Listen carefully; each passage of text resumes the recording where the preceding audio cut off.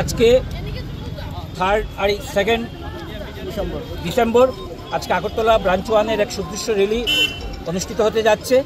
আমাদের সারা ভারতবর্ষের সেন্ট্রাল অফিসের তত্ত্বাবধানে আমাদের যে 2048টা ব্রাঞ্চ আছে, সবগুলো ব্রাঞ্চে একই সাথে আমরা র্যালিতে অংশগ্রহণ করতে যাচ্ছি। আজকে বর্তমানে যে এলআইসি যে দারুণ ব্যবসা এবং অর্থনৈতিকভাবে ভারতবর্ষের প্রত্যেকটা নাগরিকের যে সুরক্ষার ব্যাপারে যে অংশগ্রহণ করছে তা সত্যি অত্যন্ত প্রশংসনীয়।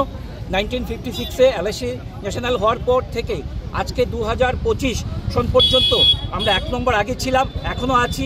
আগামী দিনে ভবিষ্যতে আমরা ভালো ব্যবসা করব এবং ভারতবর্ষের প্রত্যেকটি নাগরিকের সুরক্ষা দেব, অর্থনৈতিকভাবে আমরা সুরক্ষিত করব এবং আপনাদের মাধ্যমে প্রত্যেককে আমরা এইভাবে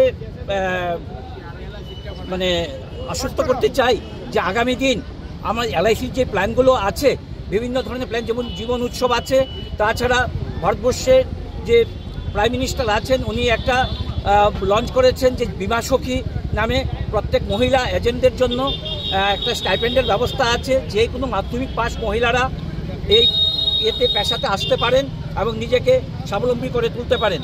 তো আপনাদের মাধ্যমে আমি এই প্রত্যেক জনগণের পাশে, বিশেষ করে মহিলাদের আমি বলবো আপনারা এগিয়ে আসুন এবং অর্থনৈতিকভাবে নিজে স্বাবলম্বী হন এবং পরিবারকে সুরক্ষিত আপনারা করুন। আমার নাম শান্তনু পাল, ডিভিশন জয়েন্ট সেক্রেটারি।